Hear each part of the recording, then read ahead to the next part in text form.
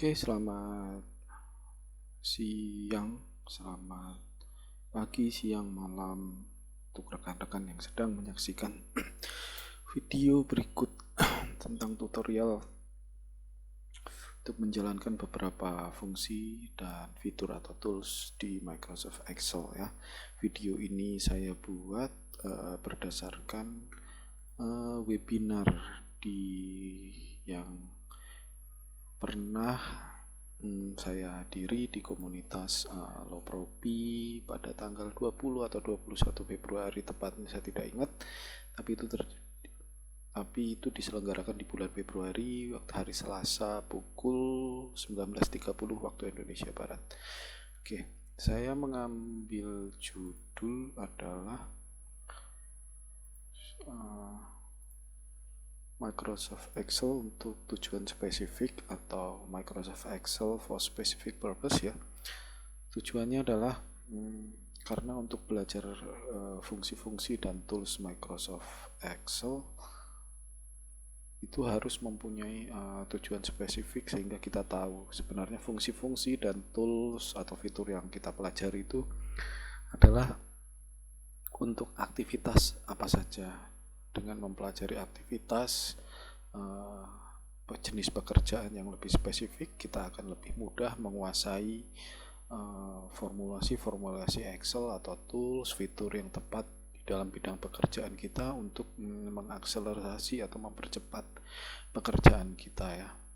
Nah, dalam bahasan kali ini saya sengaja mengambil khususnya di bidang SCM atau Supply Chain Management, karena itu adalah bidang yang sudah sekian lama saya geluti dari tahun 2005, di mana sebelumnya saya banyak bergelut di inventory dan warehousing, sekarang banyak bergelut di bidang planning. Oke. Sebelum kita menjalankan aktivitas kita di Microsoft Excel, ada dua hal yang perlu digarisbawahi untuk setting Excel kita. Yang pertama adalah time and date setting ya. Time and date setting itu sangat penting karena nanti saat kita bekerja kadang kita menerima email attachment dari pengirim dengan time and date setting yang berbeda. Dengan mengetahui time and date setting dari PC kita, jadi kita bisa tahu problem solver yang tepat jika kita mendapatkan email attachment dengan time and date setting yang berbeda. Nah, untuk setting time and date, teman-teman bisa masuk ke control panel ya. Dari ini logo Windows di bawah, teman-teman tinggal ketik control panel, lalu menuju ke date and time. Nah, saat ada pilihan seperti ini, pilihlah change date and time, calendar setting. Nah, format yang saya sarankan adalah format United States, month, date, year ya. Ini adalah format standar yang banyak digunakan ya. Tapi itu tergantung selera teman-teman. Jika teman-teman mau menggunakan date, month, year itu tidak masalah. Yang penting teman-teman tahu settingan dari PC teman-teman ya. Lalu yang kedua, ini masih dalam time and date setting. Kenapa time and date setting kita perlu mengenali settingan dari PC kita? Suatu saat jika teman-teman bekerja, teman-teman akan mendapat email attachment atau jika download dari sistem dengan unrecognized format ya, dari tanggal seperti ini atau tanggal seperti ini ya. Kalau tanggal seperti ini kita tidak akan format tanggalnya tidak akan terdeteksi karena separatornya adalah titik, karena format tanggal yang standar yang benar adalah separatornya adalah garis miring atau slash ya. Nah, terkadang kita juga dapat mendapatkan format tanggal yang seperti ini, angkanya jadi satu titik tanpa separator sama sekali, sehingga ini akan dikenali sebagai general atau whole number ya.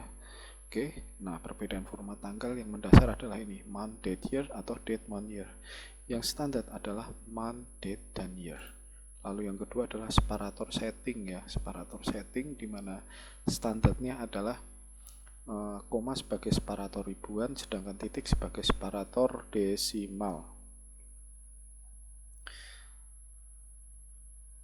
Untuk setting separator ada di home, option, advance, lalu klik ini format yang standar adalah seperti ini.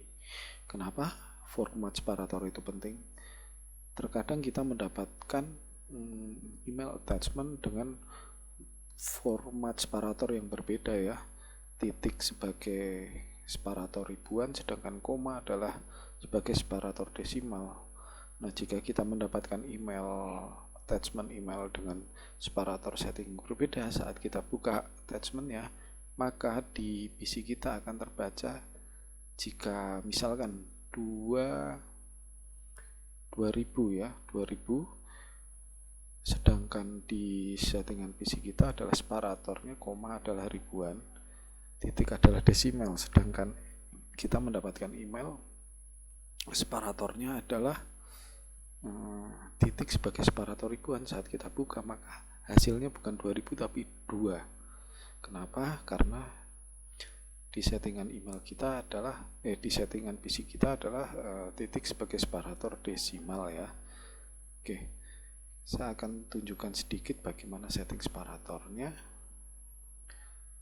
Untuk di Excel teman-teman bisa menuju file, option, advance, lalu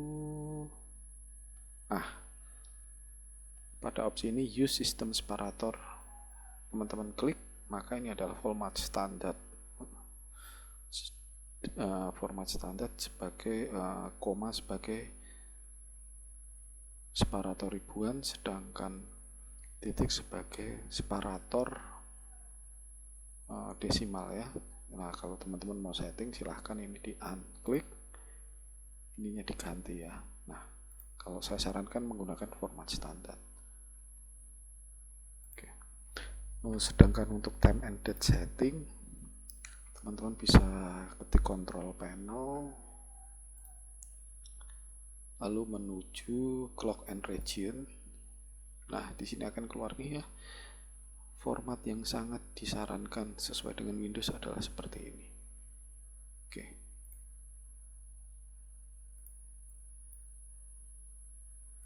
Oke, kita kembali lagi ke slide. Nah, teman-teman juga perlu mengetahui beberapa penyebab error di Excel ya. Kita penyebab error karena fungsi-fungsinya tidak berjalan dengan baik. Kenapa fungsi-fungsi itu tidak berjalan dengan baik? Yang pertama adalah div, karena kita membagi angka dengan 0 maka hasilnya akan div. Lalu yang kedua value, jika kita mengalihkan angka dengan teks ya. Oke, hasilnya akan value. Sedangkan ref ini kalau di VLOOKUP apabila kolom index number kita lebih besar dari range yang kita referensikan di table array ya. Contoh, kita mereferensikan dari kolom A sampai dengan kolom C ya. A dihitung 1, B2, C3. Nah, sedangkan kolom index number kita di atas 3, 4, 5 dan seterusnya, maka hasilnya akan ref. Oke. Sedangkan name apabila kita mengetikkan fungsinya salah, contoh VLOOKUP, O-nya harus double O, tetapi kita hanya mengetikkan O-nya 1, maka hasilnya akan name. Nah, NA ini kebanyakan terjadi di VLOOKUP ya, karena tidak matching dengan lookup value dengan table array. Dan yang terakhir error ya, argumen ini the formula haven't been input correctly ya, argumennya tidak diinput dengan benar. Nah, ini jarang-jarang terjadi sih sebenarnya. Oke, nah sumber dari data ini saya dapatkan di kelas master class Google Sheet dari Lela Garani. Dia seorang YouTuber, juga seorang MVP ya, Microsoft Valuable Professional. Kebetulan saya mengambil kelas untuk Google Sheet dari Udemy. Nah, saya sarankan teman-teman juga boleh mengambil beberapa kelas di Udemy ya. Dan saat diskon, saya biasa mengambil saat diskon ya. Ya, sebenarnya tidak begitu mahal sih. Cuman kita banyak dapat manfaatnya ya kan, dengan video on demand. Nah, sedangkan Google Sheet dan Excel sebenarnya hampir mirip ya, untuk error-errornya sendiri ini sama. Sehingga error-error di Google Sheet ini saya jadikan referensi untuk mempelajari kenapa terjadi error di Excel. Nah, jika terjadi error di Excel ada tools ya error checking yang akan navigate kita, mengarahkan kita di mana sih letak errornya. Contohnya ini ya, show calculation step, maka errornya kita akan diarahkan errornya di apa, akan ditandai dengan karakter yang dicetak miring dan digaris bawahi. Nanti coba akan kita praktekkan ya. Lalu fungsi dan formula Excel yang umum digunakan di bidang SCM udah saya list ini semua, teman-teman bisa pelajari. Ini fungsi yang akan sering digunakan jika teman-teman bekerja di bidang SCM ya. Nah, saran saya berdasarkan pengalaman, jika teman-teman membuat sebuah data, hindari merge cell seperti ini ya. Gunakan seperti ini ya, satu sel hanyalah satu karakter, jangan di merge. Kenapa? Supaya data kita itu bisa kita olah lebih luas ya. Kita harus mengutamakan utilitas data daripada tampilan data. Nah, dengan data seperti ini kita akan dengan mudah untuk mempivot data. Pivot, kita akan banyak insight dari pivot, banyak yang bisa kita cari ya. Jika teman-teman datanya sampai selnya, katakan barisnya sampai 10.000 atau 20.000 baris ya kan, akan lebih mudah mencari sebuah data spesifik dengan pivot apabila tidak ada merge cell. Jadi headernya ini hanya satu ya, merefleksikan sebuah satu keterangan, tidak seperti ini ya. Jika seperti ini kita tidak akan bisa mempivot data ini ya. Kenapa? Karena karakter PO ini hanya ada di kolom A1, sedangkan B, C, D adalah 0. Kenapa? Karena kita menggabungkan A1 sampai D1 ya kan, sedangkan karakter ini ada di A1. Jadi saat di pivot B1 dan sampai D1 ini tidak akan terbaca ya. Kan lebih baik seperti ini. Nah, teman-teman kalau sudah familiar dengan Power Query dan Power Pivot, saya sarankan untuk lebih mengoptimalkan fungsi ini ya. Karena dengan menggunakan fungsi Power Query dan Power Pivot, teman-teman tidak perlu membuat sentral data seperti ini, mengcopy satu workbook ke workbook yang lain, kemudian dikumpulkan di dalam satu master data, satu sheet ya kan, yang akan membuat data menjadi lebih besar ya, dan tentu saja akan membuat Excel kita akan lebih lambat. Nah, Power Query dan Power Pivot ini ada di Microsoft Excel mulai versi 2016 ke atas ya, sedangkan 2016 ke bawah tidak ada, harus add in dan fitur-fiturnya juga masih terbatas sih menurut saya. Untuk Microsoft Excel versi 2016 sendiri juga fitur-fitur untuk Power Query-nya masih sangat terbatas ya, karena setahu saya untuk 2016 itu adalah launching pertama untuk tools Power Query, jadi masih sifatnya masih percobaan ya.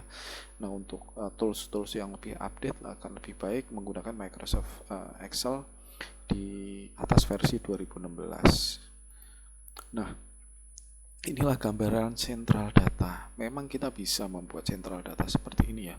Cuman kita akan melakukan sebuah pekerjaan yang berulang ya, VLOOKUP yang berulang, data-data yang berulang, yang tentu saja sangat tidak efisien ya. Itu kalau kita masih menggunakan di bawah 2016 ya mau tidak mau kita akan melakukan kegiatan seperti ini. Tetapi jika di atas jika mulai 2016 ke atas ya akan lebih baik kita menggunakan tools Power Query ya. Tetapi nanti dalam workshop praktek ini kita belum membahas tentang Power Query dan Power Excel ya. Kenapa? Karena untuk membahas Power Query dan Power Excel atau Power Pivot, kita harus tahu dulu konsepnya untuk Microsoft Excel yang versi 2016 ke bawah, karena nanti dalam Power Query kita akan juga mempelajari DAX atau Data Analysis Expression, di mana sintaksnya itu hampir sama dengan fungsi-fungsi Excel. Jadi dengan menguasai fungsi-fungsi Excel, Dengan menguasai fungsi Excel akan dengan mudah kita mempelajari sintaks DAX atau data analysis expression. Nah, sumber mengenai Power Query dan Power Pivot dapat teman-teman cari di Udemy ya. Udemy. Kebetulan saya mengambil kelas untuk Microsoft Excel Business Intelligence with Power Query dan DAX ya di Udemy ya. Lalu sebelum kita lebih lanjut, saya sarankan teman-teman download file latihan, di mana linknya saya cantumkan di kolom deskripsi ya. Silahkan teman-teman download. Nanti setelah introduction ini kita akan berlatih bersama. Nah, seperti inilah gambaran Power Query ya. Power Query itu tidak mengcopy satu workbook ke workbook yang lain lalu pooling di satu central master data, tidak, tetapi membuat koneksi ya dari satu workbook ke workbook yang lain, di blending di Power Query, lalu di cleansing. Setelah selesai blending dan cleansing, kita modeling. Nah, modeling inilah yang akan mengkoneksikan satu workbook ke workbook yang lain, dan itu tidak akan memperbesar jumlah data. Kenapa? Karena itu hanyalah sebuah koneksi ya, datanya tersimpan dalam sebuah konektor ya. Kita hanya akan mencari insight dari berdasarkan data-data yang terkoneksi dari satu workbook ke workbook yang lain, kemudian kita visualisasikan di Power Pivot. Nah, untuk pivot yang lama kita hanya bisa mencari data dari satu workbook dan satu sheet, sedangkan untuk Power Pivot kita bisa mencari data dari multiple sheet, bahkan multiple workbook, atau bahkan multiple file ya. Selain file Excel pun bisa, seperti CSV atau SQL, atau mengkoneksi data dari berbagai workbook di dalam satu folder. Nah, gambaran untuk Power Query Excel sendiri ya. Power Query Excel sendiri merupakan editor yang sama di Power BI. Jadi kalau teman-teman sudah build Power Query di Excel, di Power Excel, query tersebut atau koneksi data tersebut ya, Power Query yang telah kita build di Power Excel, bisa kita copy ke Power BI. Power BI itu adalah tools untuk visualisasi data dengan mudah ya. Bedanya antara Power Excel dan Power BI, semuanya sama. Kita mengkoneksikan data. Coba kita lihat data sebelumnya ya.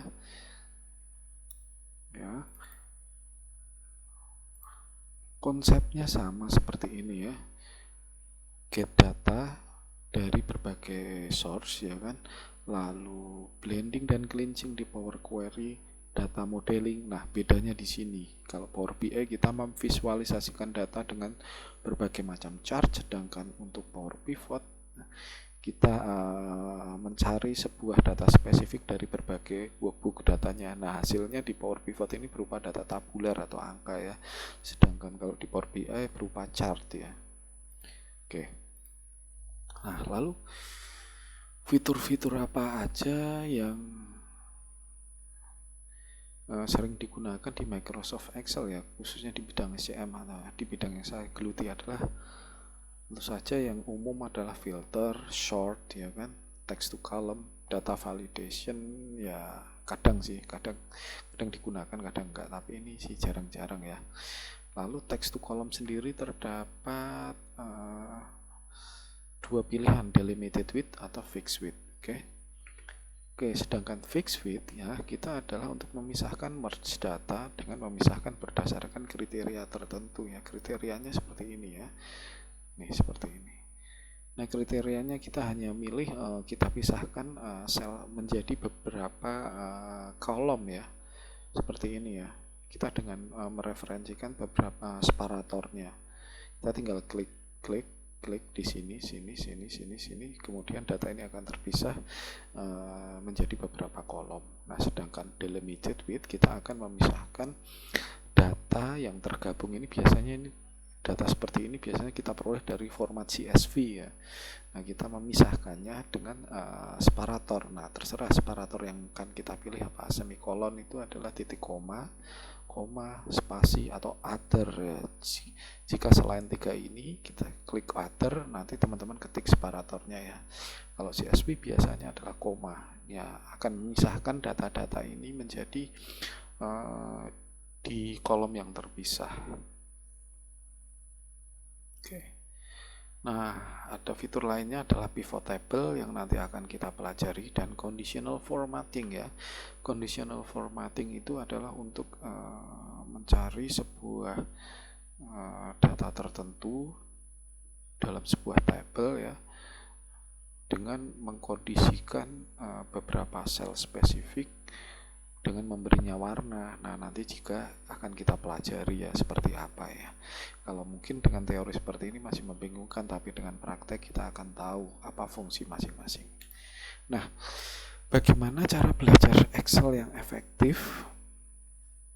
Sebenarnya belajar Excel tidak harus di lingkungan kerja ya. Kita bisa belajar Excel berdasarkan membuat sebuah cerita atau storytelling ya.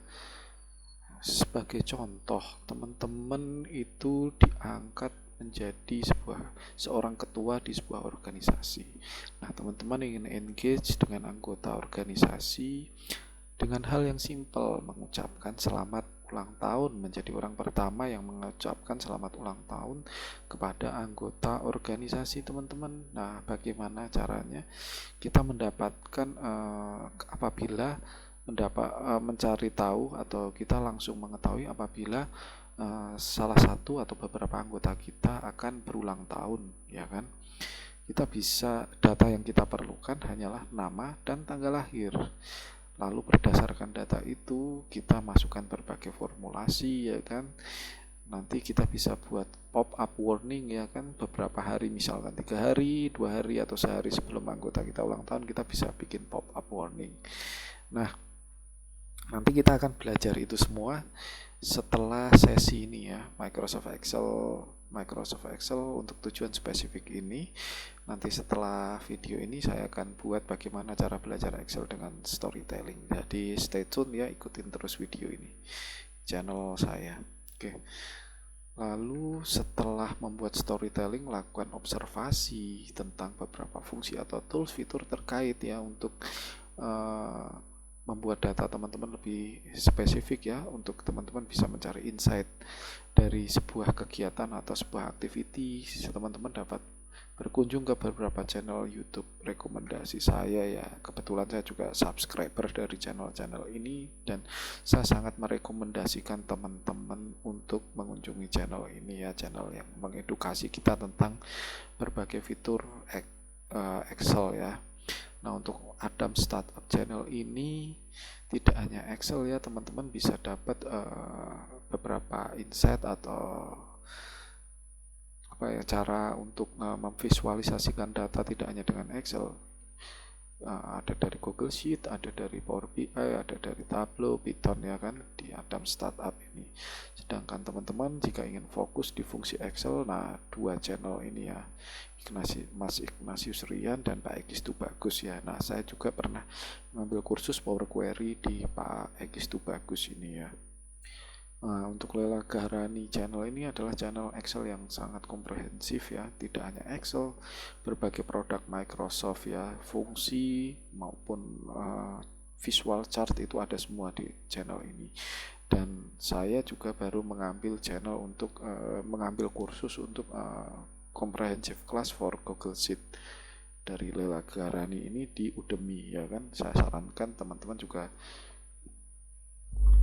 tetap membekali pengetahuan Excel teman-teman, tidak harus dari Udemy ya, dari channel YouTube Excel itu boleh teman. Jika teman-teman adalah sedikit rezeki bisa mengambil dari Udemy, nah saya sarankan ngambil pas ada diskon sale ya, harganya ya cukup terjangkau lah, kita dapat video on demand, dapat materi. Oke. Nah, yang untuk 2 channel ini adalah channel yang khusus untuk data visual ya, Pika an Excel expert channel, dan my online training group. Oke. Nah, setelah itu lakukan pelatihan dengan fungsi-fungsi yang telah teman-teman pelajari dan teruslah berlatih. Semakin Anda berlatih, Anda akan semakin luas memahami fungsi dan tools di MS Excel, dan tidak hanya statis, teman-teman bisa mengembangkannya. Oke. Nah, mari kita praktekkan apa yang sudah kita dapatkan dari penjelasan ini. Silahkan teman-teman download file dari kolom deskripsi. Jika sudah, silahkan buka file Central Master Data Exercise ya. Tolong buka file ini.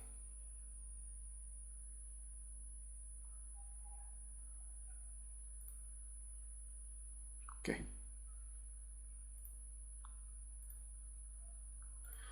Nah, dalam Central Master Data Exercise saya sudah berikan instruksi-instruksinya di kolom di komen ya. Nah, silahkan teman-teman untuk mengerjakan filenya, silahkan baca instruksi-instruksi di kolom komen ini secara berurutan, khusus yang komen di sel B1 sedikit revisi ya. Abaikan yang nomor 2 ini. Nomor 2 ini tolong diabaikan ya. Ini tolong diabaikan yang ini. Oke. Baca instruksi yang nomor 1 saja. Oke. Kalau tidak, yang 2 ini bisa teman-teman hapus. Oke.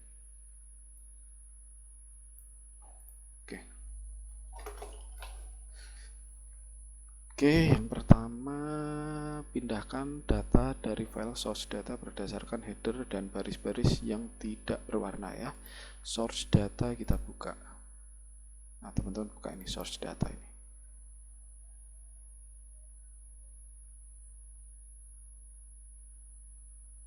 Nah, apabila sudah berbuka yang di Central Master Data Exercise, kita hide dulu ya komen-komen ini supaya tidak mengganggu ya. Caranya dengan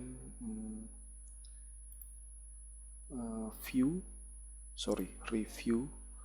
Kalau di Microsoft Excel selain 365 ada show all comment ya, silahkan diklik. Nah, kalau di Microsoft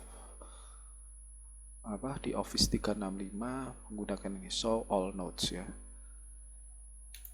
Nah, komennya akan otomatis menghilang semua.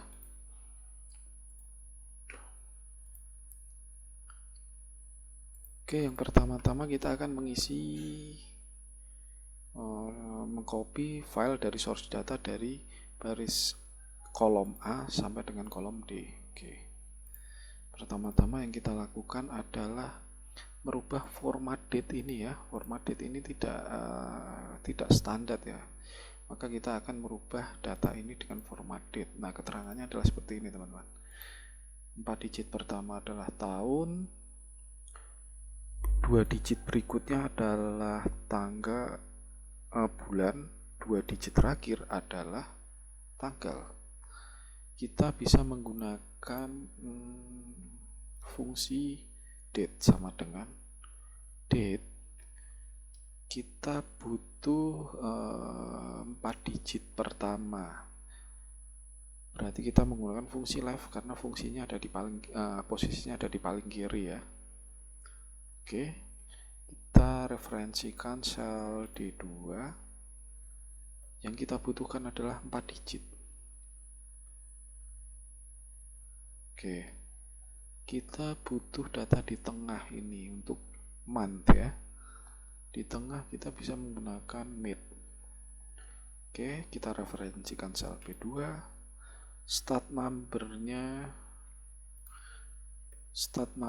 adalah nomor 5 karena 4 digit pertama adalah tahun. Kita start numbernya 5. Kita hanya butuh 2 karakter. Oke. Dan yang terakhir adalah fungsi write untuk D ya. day atau date, tanggal. Kita perlu fungsi right karena 2 digit terakhir ada di posisi sebelah kanan. Kita referensikan sel D2, kita hanya butuh 2 karakter. Oke teman-teman, ini format tanggalnya udah jadi ya. Kita rubah ke format more number format, date. Kalau saya senang di English United States yang format United States, format yang ini. Nah teman-teman silahkan format sesuai selera teman-teman, klik OK, copy ke bawah ya sampai baris terakhir. Oke, jangan lupa di copy, Ctrl C, kemudian klik kanan, pasta spesial value untuk menghilangkan rumusnya, karena tanggal ini akan kita copy ke sini teman-teman. Kalau kita hapus ya. Oke, berarti kolom A sampai kolom D karakter ini kita copy ke central master data exercise kita. Oke, berapa baris? Ada 2429. Terus kita butuh customer code ya, customer code. Customer code dari source data kita ada di kolom E1 sampai E2429 kita copy. Oke. Lalu kita butuh item code, ambil dari source data kita dari F1 sampai F2 sampai F2429. Dan yang terakhir yang kita perlukan adalah quantity. Source data kita ada di G2 sampai G2429. Oke, setelah itu source data kita bisa kita tutup. Terserah mau di save atau tidak ya, itu pilihan, monggo. Nah, setelah semua di copy file dari source data, mari kita bermain dengan fungsi ya di sini ya. Oke, yang pertama week ya. Week kita akan mencari tanggal ini adalah minggu keberapa ya. Kita menggunakan fungsi week 6 untuk mengetahui minggu pertama itu adalah di awal bulan Januari sampai dengan minggu terakhir, yaitu minggu ke-52, yaitu minggu terakhir di bulan Desember ya. Karena kita tahu dalam 1 tahun dari Januari sampai Desember total ada 52 minggu. So kita menggunakan fungsi week 6. Oke. Serial numbernya kita klik D2, cukup. Kita tidak perlu return type-nya, tidak perlu kita isi ya. Nah, jika ini ya untuk kita ada keterangan return type dengan tanda kurungnya seperti ini ya, tanda kurungnya seperti ini itu optional, bisa diisi bisa tidak. Oke, jadi kita tidak perlu mengisi return type-nya ya. Week berarti yang pertama ya. Lalu month kita menggunakan fungsi month.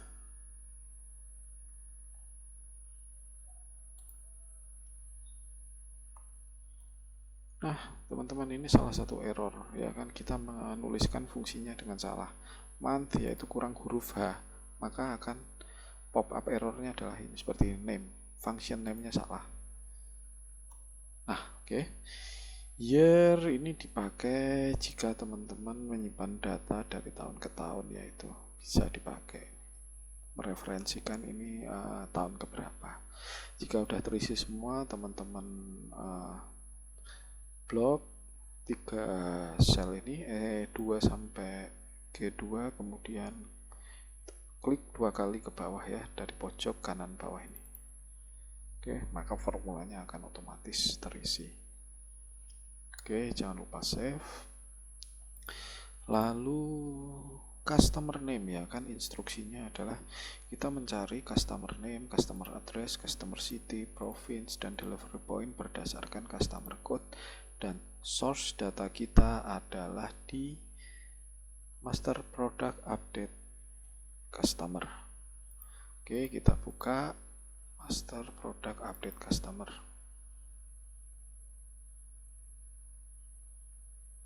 Oke, di sini ada 2 sheet ya. Perintahnya berarti kita cari dari master active sheet customer. Oke, berarti dari sini.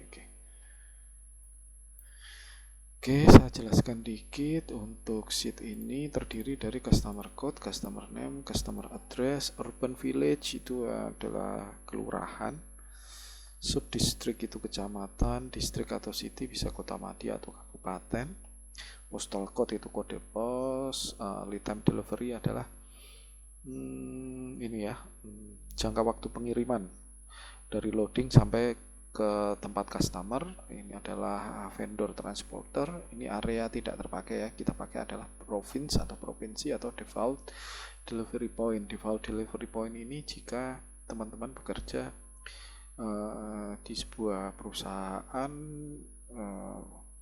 logistik atau manufaktur dan mereka menerapkan desentralisasi distribution center, jadi memiliki beberapa cabang distribution center, maka untuk pengirimannya kita bisa bagi per delivery point ya kan, tergantung di mana delivery point yang dikelola oleh perusahaan teman-teman. Oke, mari kita mencari ini ya, customer name berdasarkan customer code dengan menggunakan fungsi VLOOKUP. Oke, VLOOKUP ini fungsinya ada. Oke, supaya mendapatkan function argumen ini, teman-teman bisa ketik, setelah ketik VLOOKUP tutup kurung, klik di sini ya. Oke, di sini adalah lookup value. Lookup value adalah data yang ini adalah karakter yang akan kita referensikan untuk mencari hasil ya kan. Mungkin bahasanya aku kurang ini ya, masih agak bingung membahasakannya seperti apa. Nah, mendingan kita praktekkan. Lookup value di sini adalah dari kolom cell H2. Table array ini adalah data yang akan kita cari, yaitu dari master product update ya kan. Nah, karena lookup value kita tadi adalah customer code, dari data yang akan kita cari, kita array dari kolom A2 karena customer code ada di kolom A ya. Kita bisa drag sampai semua data boleh ya kan, sampai paling bawah. Oke, sampai paling bawah. Nah, kalau saran saya barisnya ini perpanjang supaya apabila ada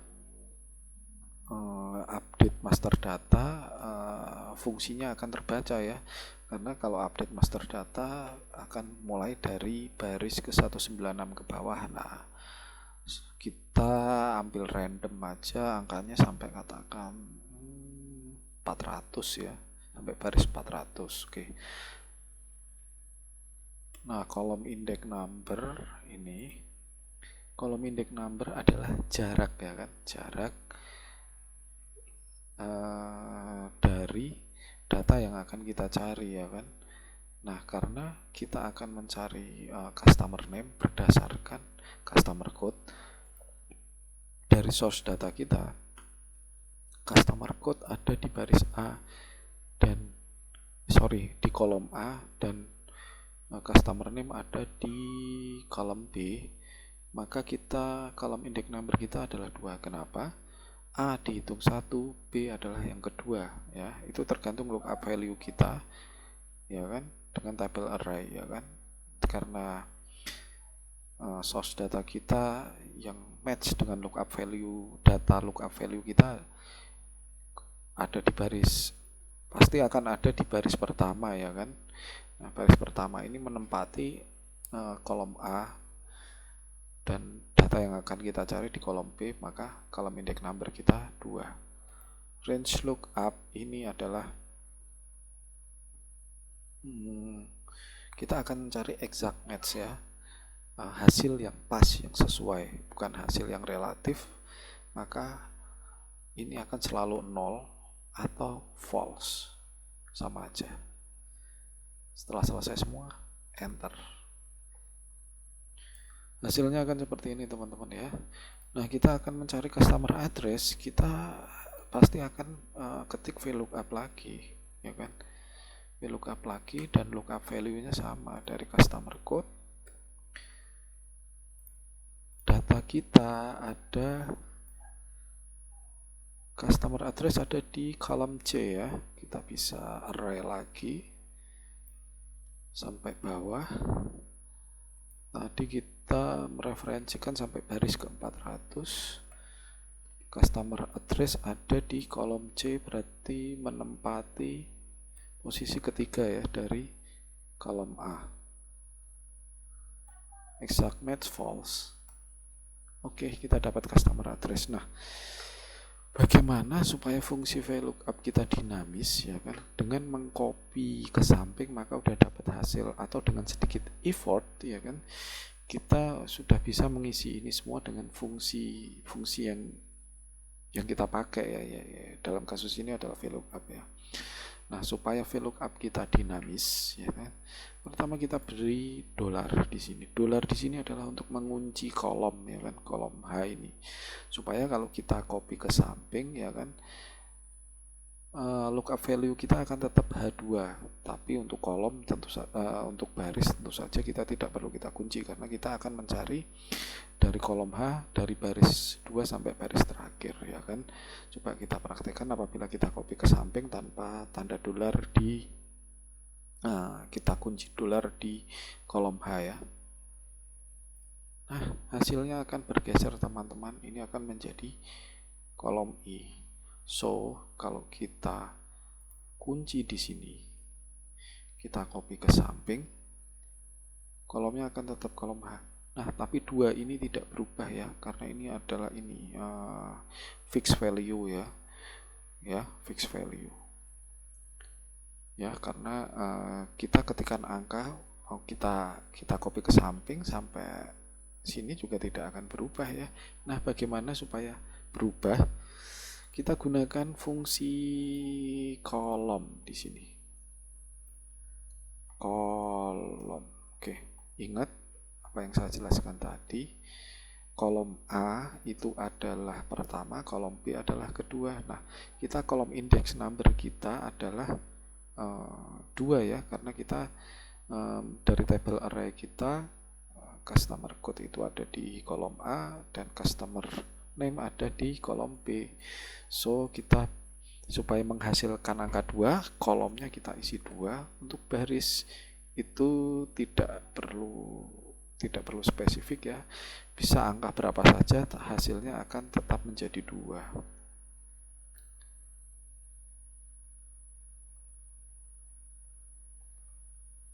Oke.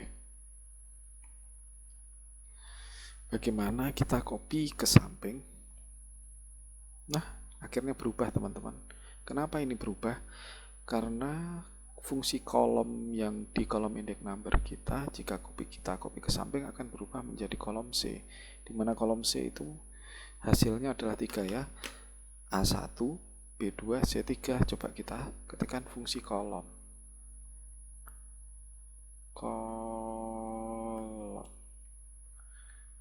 B1, hasilnya 2 teman-teman. Oke, jadi kolom index number kita, kalau kita menggunakan fungsi kolom, hasilnya akan 2.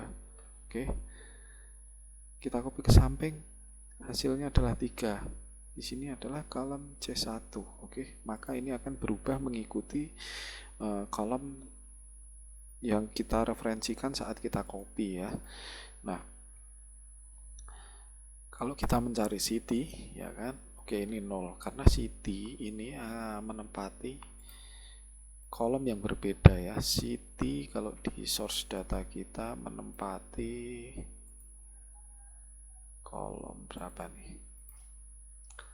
City, district atau city ada di kolom F. Nah, di sini kolomnya D ya, tidak akan terbaca. Kita tinggal ganti F maka akan terbaca ya kan. Untuk province itu ada di kolom K. Oke, tinggal kita ganti G ini menjadi K, teman-teman. Sorry. Nah, ini name lagi salah nih kan. Penulisannya salah. Seperti ini akan menjadi name ya kan. K. Oke. Delivery point itu ada kolom L ya. Oke, sesuai. Nah, jadi teman-teman harus kreatif dalam mempelajari fungsi-fungsi sehingga kita tahu bagaimana fungsi-fungsi yang kita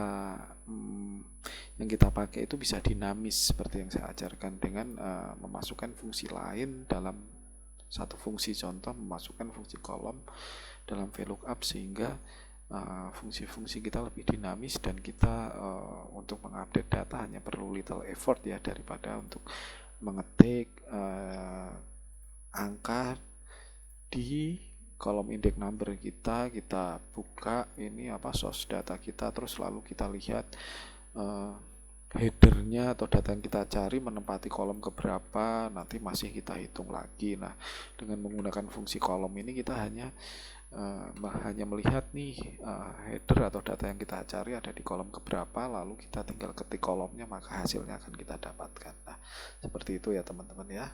Oke, setelah itu kita copy ke bawah, kita drag ke bawah, boom, hasilnya sesuai. Oke, nah kita masih menggunakan fungsi VLOOKUP. Di sini kita akan mencari item description, product group berdasarkan bulk. Kan kalau di industri pelumas, bulk itu adalah jenis oli ya kan, jenis oli yang udah jadi. Contoh misalkan jenis oli 20W50 itu bisa terpakai untuk kemasan antara 0,8 sampai 1 liter. Jadi satu bulk bisa dipakai untuk 2 jenis produk ya kan. Product type ini adalah kita kenal ada made to stock, made to order, atau purchase to stock dan lain-lain ya. Oke, kita cari data-data ini berdasarkan item code ya kan. Dari source data kita masih sama, master product update customer, hanya sheetnya yang berbeda yaitu master product ya. Nah, apa saja isi master product ini akan saya jelaskan ya. Di sini item code, ini kolom A, kolom B item description. Kolom C ini adalah quantity per packing ya, artinya dalam kita packingnya di sini ada karton ya. Kalau untuk drum ya itu curah. Untuk karton ya kan. Jadi intinya quantity per packing ya, artinya dalam satu karton itu ada 24 botol. Satu karton ada 12 botol. Oke. Second UOM, first UOM ini adalah UOM unit of measure ya, kan ukuran satuan. UOM pertama adalah botol, UOM kedua adalah karton ya kan. Karton artinya dalam satu karton sama dengan 24 botol. Nah, di sini ada liter per smallest packing ya, artinya smallest packing itu artinya jika satu karton sama dengan 24 botol ya, berarti ini liter ini berlaku untuk satu botol ya kan. Liter ini berlaku untuk satu botol. Nah, kalau kita mau mencari tahu berapa liter dalam satu karton, kita tinggal kalikan 0,8 kali 24. Karena kenapa? Karena dalam satu karton sama dengan 24 botol. Oke. Ada data lagi, length itu panjang, lebar, tinggi, untuk mencari volume produk ya, volume produk per karton ya. Jadi untuk volume itu dihitung per karton. Nah, kalau teman-teman bekerja di logistik ya kan, untuk volume itu biasanya dihitung untuk pengiriman yang LCL ya, less than container load ya, less than container load ya kan, biasanya dihitung volume. Sedangkan ini adalah weight per karton adalah berat. Nah, berat ini biasanya dihitung untuk menghitung tonase kendaraan untuk saat melakukan pemesanan kendaraan atau sebelum loading ya kan. Juga untuk menghitung pengiriman LTL. LTL itu less than truckload. Oke. Setelah itu, nah ini product group according bulk classifying bulk ya kan. Nah ini jenis oli ini ya kan bisa untuk beberapa item ya kan. Ini adalah ini bulk itu artinya produk yang udah jadi, cuman harus ditransfer ke beberapa jenis packing yang sesuai untuk dijual untuk memudahkan pengiriman ya kan. Nah ini product group according to the use ya kan.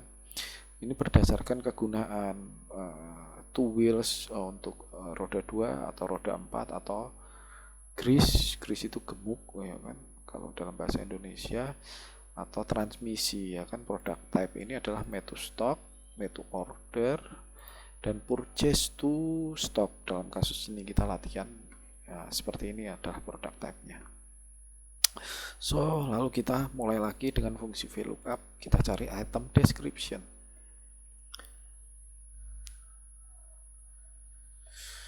Seperti yang saya ajarkan, supaya fungsi kita dinamis, jangan lupa kita tambahkan $. Untuk mengunci kolom, ketik source data kita ada di N2, lalu table array kita dari A3 kita blok semua ya kan sampai kolom N, baris ke bawah 50 ya, baris ke 50 ya, A3 sampai N50. Nah kita panjangkan datanya supaya apabila ada update produk baru kita tidak perlu lagi mengganti table array di kolom ini, jadi otomatis lookup teman-teman akan terbaca ya. Contoh kita ambil sampel, karena ini ada 50 item, kita ambil sampai 250 lah ya. Oke, untuk kolom index number jangan lupa supaya dinamis kita pakai fungsi kolom B1 atau 10 semuanya bebas ya. Yang penting kolomnya adalah B, karena hasilnya akan 2 nih, akan terbaca ya. Jika kita ganti kolom C, hasilnya akan 3 di sini ya. Dari argumen fungsi ini akan menunjukkan juga hasil dari fungsi ini ya kan. Kita pakai kolom B. Kenapa kolom B? Karena item description di source data kita menempati kolom B, yaitu kolom kedua setelah A. Range lookup selalu false atau 0. Nah, sebelum kita move ke kolom P dan Q, coba teman-teman drag ke bawah. Oke, di sini ada error. Kita coba menelusuri error ini dengan tools yang disediakan di Excel ya kan, yaitu error checking. Teman-teman bisa klik di sini atau error checking. Kita bisa trace error. Oke. Tidak perlu ya, kita salah.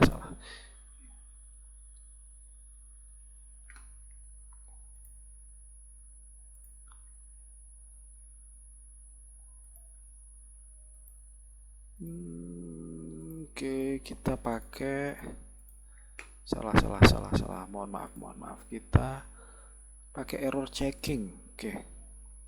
Error checking di sini teman-teman pilih show calculation step. Nah, akan navigate kita kemana error ini ya. Raw datanya ada di ini ya. Ini adalah tempat formula error kita. Lalu kita klik evaluate. Hasilnya NA. Kenapa NA? Oke. Nah, disinilah yang akan menavigasi kita di mana errornya ya. Ada garis bawah ini. Errornya ada di N4. N4 adalah item code kita. Oke. Evaluate. Ini ada ditandai dengan cetak miring ya, cetak miring. Disinilah errornya. So, coba kita telusuri kenapa ini error ya. Kita lihat source data kita, item code ini dengan source data kita. Nah, teman-teman bisa lihat perbedaan signifikannya ya. Di source data kita, itemnya tanpa tanda strip ya. Sedangkan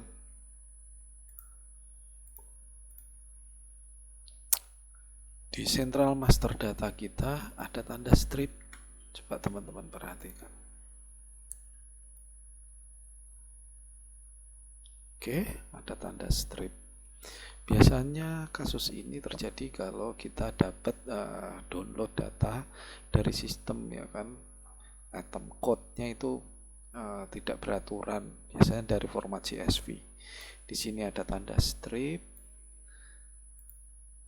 ya kan? Lalu, sedangkan di source data kita tanpa tanda strip. Oke. Nah, untuk mengetahuinya perbedaan signifikannya, teman-teman bisa memakai fungsi len. Oke.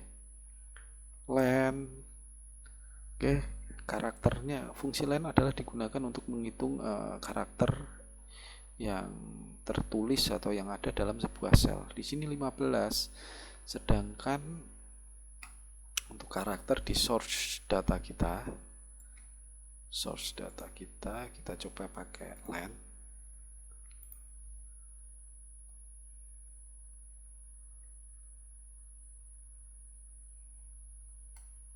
Teman-teman ya. Nah, dari item code kita yang kita dapat dari source data kita ada yang benar, ada yang salah. Berarti yang salah karena memakai strip, sedangkan yang benar itu tidak memakai strip. So, perlu kita perbaiki ya fungsi ini ya, fungsi lookup ini supaya menghasilkan hasil yang benar, tidak NA. Bagaimana caranya? Kita hilangkan tanda strip ini sekaligus, kita blok dari N2 sampai baris terakhir. Kita pakai find and replace. Teman-teman klik Ctrl H. Find what-nya di sini adalah tanda strip, replace with kosong, lalu replace all. Oke, akhirnya hasilnya sudah benar ya teman-teman. Oke.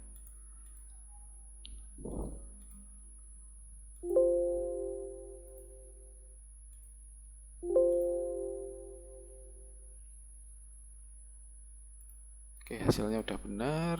Lalu jika hasilnya udah benar, oke, teman-teman copy sel O2 ke P2. Oke. Nah, kita mencari product group bulk ya kan, di source data kita ada di kolom L. Teman-teman tinggal ganti ini kolom ini, J ini ganti L. Oke, untuk product type tinggal copy ya kan. Product type-nya itu di source data kita menempati kolom N ya. Kita ganti M ini menjadi N.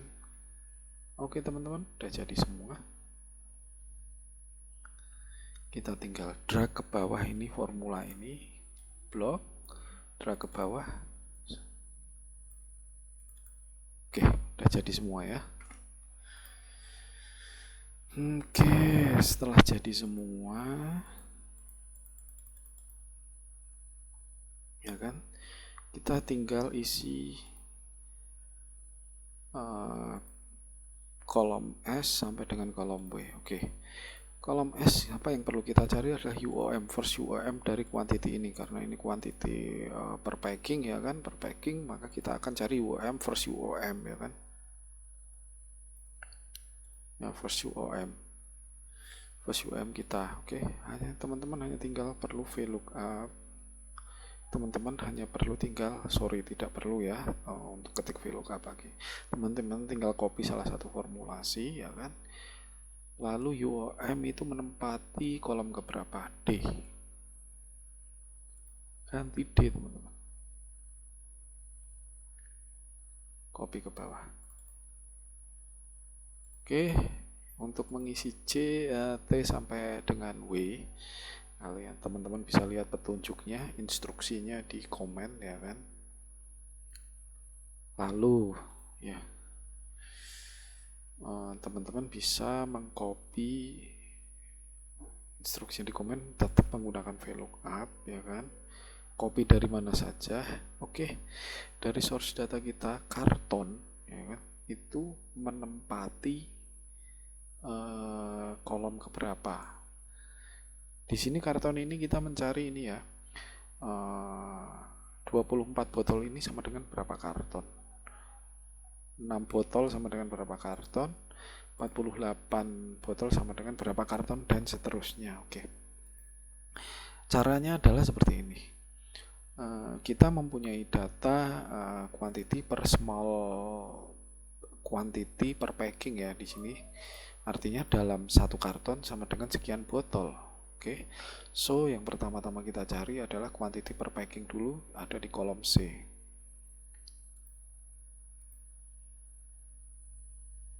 Oke, kita dapat dalam satu karton sama dengan 24 botol.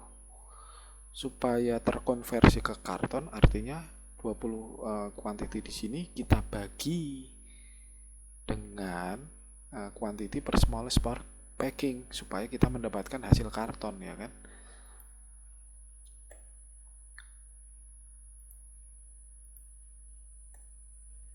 Nah, kita copy ke bawah. Nah, contohnya seperti ini teman-teman. Order ini adalah 48 botol. Oke. Dalam di master data kita, ini kita lihat item apa. Kita copy. Oke, item ini ya, 4 wheels engine oil 10W40SL 1 liter dalam satu karton sama dengan 24 botol. Nah, ordernya adalah 48 botol, so akan menghasilkan 2 karton. Oke, kita copy ke bawah. Weight adalah berat. Oke, berat berarti dari data di sini menempati kolom H. Oke, berat.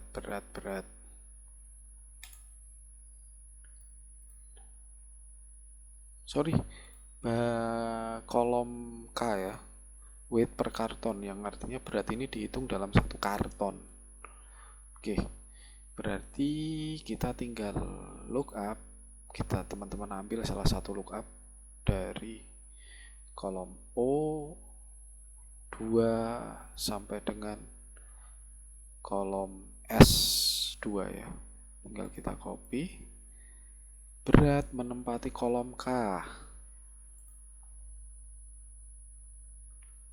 Kita dapat hasil ini berat dalam satu karton. Supaya mengetahui order-order ini berapa beratnya, tinggal kita kalikan dengan jumlah karton. Oke, kita drag ke bawah. Oke. Lalu volume di sini menempati posisi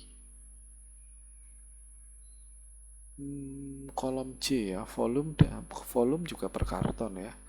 Berarti rumus yang weight ini ya kan, kita copy tapi tidak mengcopy dari cell, tapi copy dari ini ya, wizardnya ini ya. Dari sini kita copy supaya saat kita copy ke samping ini fungsi ini tetap, karena yang kita copy adalah karakternya ya, karakter huruf yang tertulis di sini, bukan apa isi dari sel ini ya. So kita paste, hasilnya akan sama ya kan. Lalu karena kita mencari volume yang ada di kolom J, maka kita ganti kolomnya ini menjadi kolom J. Oke, kita copy ke bawah. Lalu yang terakhir adalah liter. Liter itu ada di kolom F, dan ini berdasarkan smallest packing ya. Smallest packing artinya berdasarkan satu botol. Kalau dalam satu karton sama dengan 24 botol, liter ini berdasarkan satu botol. Jadi untuk mencari liter, berapa liter dalam satu karton perlu dikalikan dengan quantity per small packing. So kita copy VLOOKUP dari mana aja ya kan, untuk menghasilkan liter kita referensikan kolom F. Oke, ingat karena volume ini per small packing, berarti kita kalikan botol ya teman-teman, bukan karton.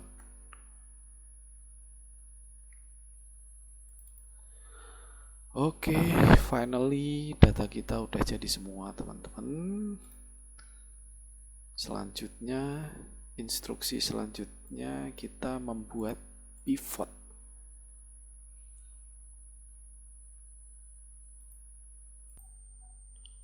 Nah, setelah teman-teman selesai mengerjakan soal ini semua, instruksi selanjutnya adalah membuat pivot table di sheet baru ya. Oke, kita buat pivot table. Caranya arahkan kursor teman-teman di sel mana aja, untuk di sel mana saja. Kalau saya arahkan di sel C2, kemudian insert pivot table from table or range ya kan. Table or range-nya adalah data yang baru selesai kita kerjakan, yaitu di sheet ini ya, raw data ya. Oke. From table and range. Oke, kita buat di new worksheet ya kan. Table range-nya ada di A1 sampai dengan W2429. Oke, kita bisa mereferensikan, memperpanjang baris dari data kita, supaya kalau ada update data, yaitu sel di atas 2429 otomatis akan terupdate. Oke, dalam kasus ini coba akan saya panjangkan sampai 10.000 misalnya.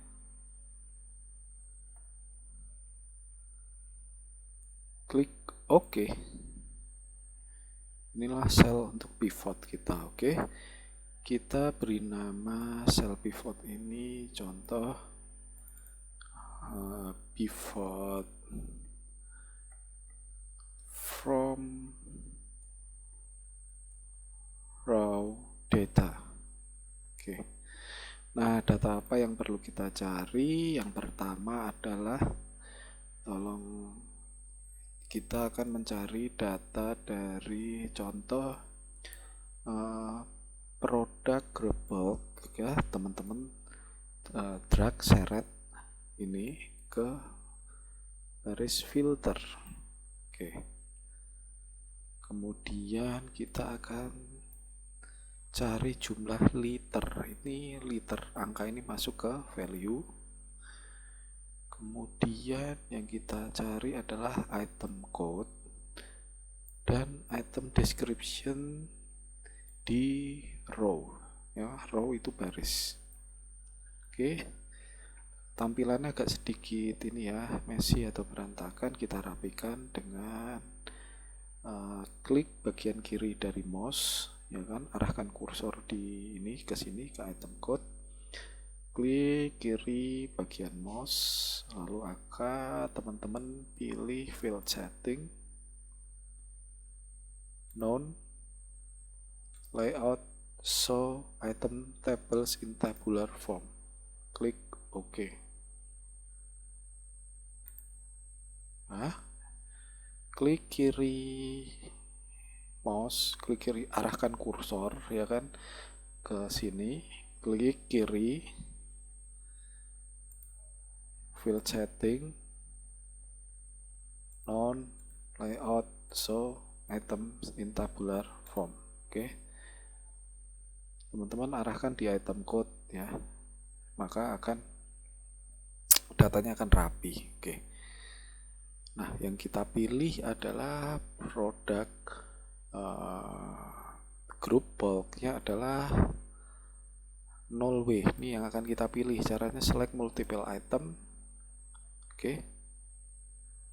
Maka akan langsung kepilih produk 0W. Kalau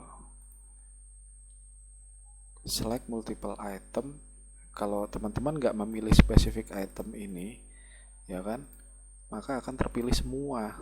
Contohnya seperti ini. Nah, maka akan terpilih semua. Makanya untuk memilih salah satu item, caranya dengan mengklik salah satu, kemudian select multiple item. Nah, yang terpilih hanya satu jenis ya, satu jenis produk bulk. Oke, ini adalah jumlah liternya. Nah, pivot ini gunanya apa? Untuk mencari sebuah summary data. Dari data segini banyak, kita akan mudah mencari sebuah summary data. Contohnya, ini ya, untuk produk ini terdiri dari item ini. Penjualannya berapa liter dari awal Januari sampai tanggal terakhir dari data ini ada di 10 Februari. Mudah ya teman-teman kalau dengan menggunakan pivot. Nah, teman-teman coba copy pivot ini, ya kan, referensikan baris A sampai kolom A sampai kolom C, copy atau Ctrl C, lalu paste di kolom G. Oke. Untuk pivot yang kedua ini, tolong teman-teman ganti, kita buang item code dan item description. Produk group bulknya kita buang. Nah, sum values-nya ini kita ganti, value-nya ini sum-nya kita ganti count. Caranya kita klik ya, bukan klik kanan tapi klik kiri. Value field setting kita ganti count. Oke. Lalu kita tambahkan PO week di filter. Lalu kita tambahkan city. Oke. Di row. Nah, city kita pilih Surabaya dan Makassar. Kita di select all. Lalu kita pilih Surabaya dan Makassar.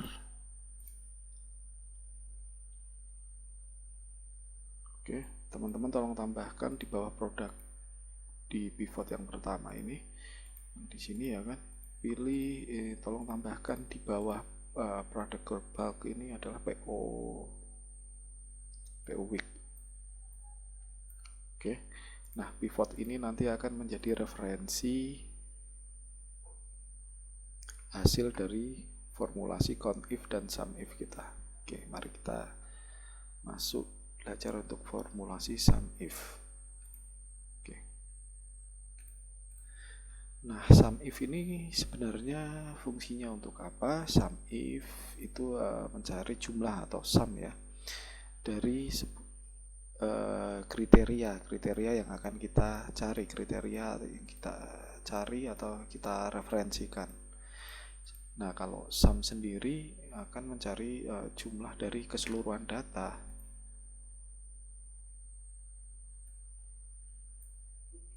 Contoh, kita akan mencari jumlah liter dari item-item tertentu yang kita referensikan di soal sheet, count if, dan sum if ya. Kita coba lihat keterangan dengan menggunakan fungsi sum if, isi data, sumber data dari sheet raw data, yaitu sales achievement tahun 2023 dari item 3 item ini ya. Kita ingin mencari liternya dari raw data. Kalau kita sum semuanya, kita akan menjumlahkan angka ini semua ya, tanpa kita tahu per item itu hasilnya berapa. Nah, kita dengan menggunakan sum if, kita akan tahu. Mari kita coba, kita sama dengan sum if. Oke, kita lihat function argumennya. Oke, Di sini ada range, kriteria, dan sum range. Oke. Range itu adalah seperti data range yang akan kita cari. Kriteria itu kalau di VLOOKUP sama dengan lookup value. Nah,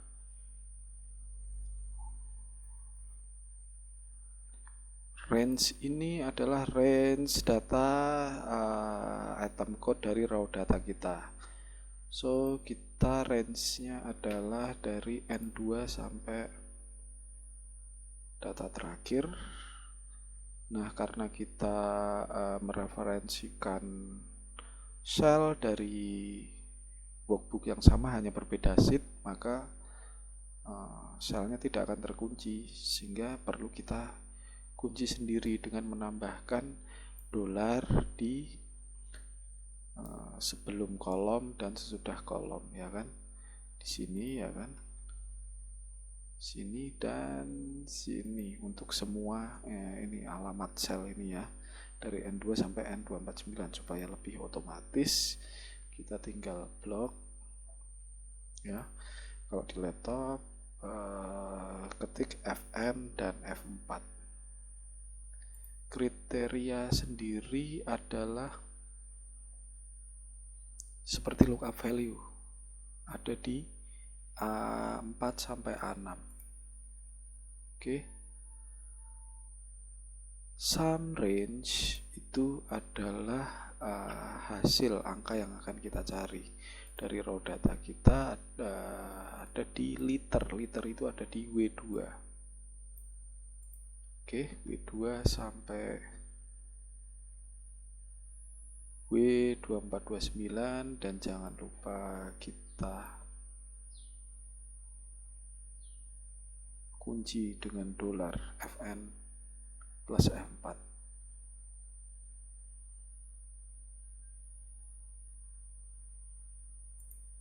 Kita lihat hasilnya teman-teman. Oke, ini adalah hasil dari SUMIF ya. Jadi dari tanggal awal sampai tanggal akhir ini adalah achievement dari item ini ya. Kalau kita copy ke bawah ya, jumlahnya akan mereferensikan item code ini. Apakah hasilnya benar? Kita coba dari pivot. Hasilnya sama ya, kalau kita mengetikkan fungsi ini dengan benar, hasilnya sama dengan pivot yang kita buat. Oke teman-teman, hasilnya sama ya, 16296, 12456, 60, 528, dan total adalah 89820. Oke, jika teman-teman mengetikkan fungsinya dengan benar, hasilnya akan sama dengan pivot ini. Oke, lalu kita cari apa bedanya SUMIF dan SUMIFS ya. SUMIFS, bedanya SUMIFS itu mencari datanya sum dari item ini dan lebih spesifik lagi, multiple kriteria, tidak hanya satu kriteria. Nah, di sini kita akan mencari sales achievement dari raw data kita, ya kan, item-item ini pada week keempat atau minggu keempat. Nah, kita pakai SUMIFS karena kriterianya lebih dari satu ya. SUMIFS kurung buka. Oke, kalau SUMIFS, sum range-nya ada di argumen pertama ya. SUMIFS, sum range-nya yang kita cari adalah liter ya, keterangannya di sini liter dari raw data kita. Liter menempati posisi di sel W2 sampai W2429. Oke. Jangan lupa teman-teman kunci Fn plus F4. Kriteria range 1. Oke, kriteria range 1 kita apa? Range 1 kita mencari item ini ya, item ini. Range dari item ini dari raw data ada di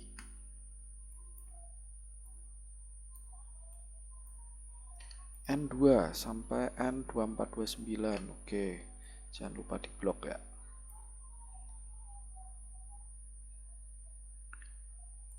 Kriteria 1 adalah di A13.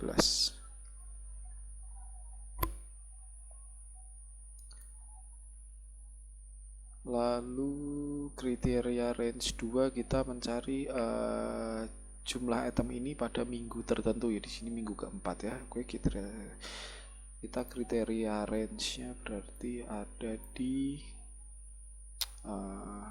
PO big, berarti E, kolom E ya, E2 sampai E2429. Oke, jangan lupa kita blok Fn plus F4. Nah, kriterianya ini yang kita cari apa? Karena kita mencari minggu keempat. Di sini kita ketik 4 karena kita range-nya mereferensikan minggu ya, minggu dari raw data kita. So kriteria kedua kita adalah 4. Nah, kita copy ke bawah. Ini adalah penjualan item 3 item ini pada minggu keempat dari raw data kita. Apakah hasilnya benar? Nah, kita udah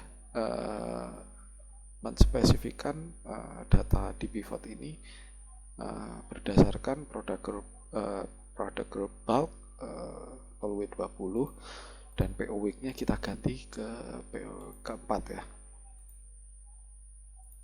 Nah, hasilnya sama. Kita lihat sama teman-teman. Oke. Nah, jadi teman-teman bisa memahami nih fungsi sum if gunanya untuk apa dan pivot gunanya untuk apa. Oke. Lalu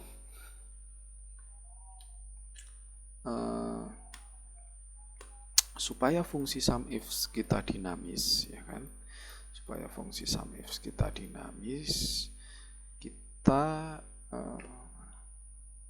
sum if kriteria dari kriteria yang ini untuk minggu keempat ini ya kan, kita mereferensikan sebuah kolom yang telah kita ketik karakter ya, berupa 4 itu merefleksikan atau mewakili minggu keempat. Dalam latihan ini, soal ini ada di sel E13 ya, sel E13. Nah, sel E13 ini perlu kita blok Fn plus F4 supaya saat kita copy ke bawah ya, ininya tetap sama ya, kriteria dari kriteria range yang kedua. So saat kita ganti minggu kelima, kita tidak perlu ketik satu-satu ke sini ya. Kita tidak perlu ketik satu-satu dari kriteria 2 ini ya kan. Kita hanya perlu ketik ini 5 7 belum ada berarti ya, kita minggu kedua, minggu ketiga, minggu keempat. Oke, jika teman-teman mengisi formulasinya sudah benar, hasilnya dapat di-compare ya kan dari pivot contoh minggu kelima. Oke, minggu kelima hasilnya adalah seperti ini. Coba teman-teman compare jika ganti minggu kelima. Oke, jika hasilnya sama berarti formulasi teman-teman udah betul. Oke. Sekarang kita akan belajar count ifs. Oke, count ifs itu akan di sini akan menghitung berapa kali kota ini sudah mengeluarkan order ya kan. Sebetulnya halnya sama dengan sum if ya. Kalau sum if kita mencari jumlah, sedangkan count if kita mencari seperti cycle time order ya, ordernya itu udah berapa kali, tapi tidak mencari jumlah ya. Kalau untuk count if ya, kita hanya untuk mencari berapa kali dalam periode tertentu kota ini mengeluarkan order. Oke. So kita akan belajar count if. Oke. Count if tentu akan lebih mudah daripada sum if ya. Oke, ketikkan count if, lalu range-nya karena di sini city, kita ambil dari raw data kita. City itu ada di kolom K ya, K2 sampai K2429, sorry, K2429.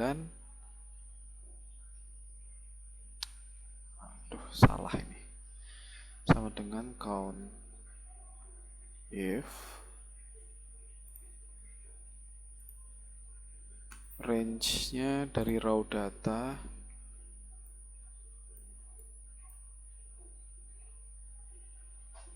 K2 sampai K2429. Kriterianya tentu saja city ya, A24 dan A25. Oke. So, Makassar dan Surabaya sudah mengeluarkan order sekian kali ya dari data kita tanggal awal sampai dengan tanggal akhir. Apakah sama datanya? Kita compare dengan pivot. Sama teman-teman. 52 dan 133. 52 dan 133. Nah, sedangkan ini bukan count if tapi count ifs ya teman-teman ya. Count ifs. Nah, kita sama sih mencari data yang sama, hanya lebih spesifik yaitu minggu, berdasarkan minggu keberapa. Oke, di sini minggu keempat.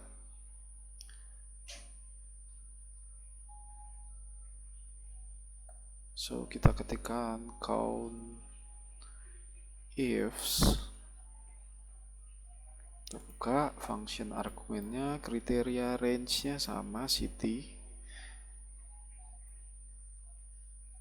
yaitu K2 sampai K2429. Jangan lupa kita blok, lalu kita kunci Fn plus F4 ya kan. Kriteria 1 tentu saja city ya kan, kriteria 1. Kriteria range keduanya adalah minggu ya. Kita akan mencari minggu-minggu tertentu. Jadi wilayah tertentu pada minggu-minggu tertentu sudah order berapa kali. So, kita kriteria range 2-nya adalah PO weeks, yaitu sel E2 sampai E2429. Sorry.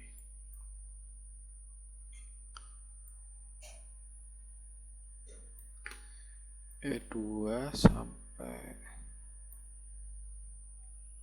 E2429, jangan lupa di blok. Kalau di laptop Fn plus F4, kalau di PC cukup F4. Kriteria 2-nya adalah minggu keberapa. Nah, supaya lebih dinamis fungsinya, kita mereferensikan sel, alamat sel ini ya. E30, jangan lupa di blok supaya saat di copy ke bawah, sel yang kita referensikan ada di posisi yang tetap. Fn plus F4. Oke, 1, 2, 3. Oke, Makassar dan Surabaya itu pada minggu keempat masing-masing order 1 kali dan 18 kali. Apakah sama? Sama tuh. Minggu keempat. Oke. Sama loh teman-teman. Sama teman-teman ya. Minggu keempat, Semarang 21. Apakah betul? Kita tambahkan di sini Semarang.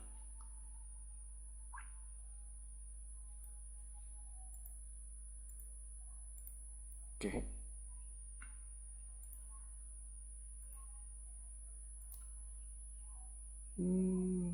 Semarang 21, Surabaya 18, Makassar 1, total 40.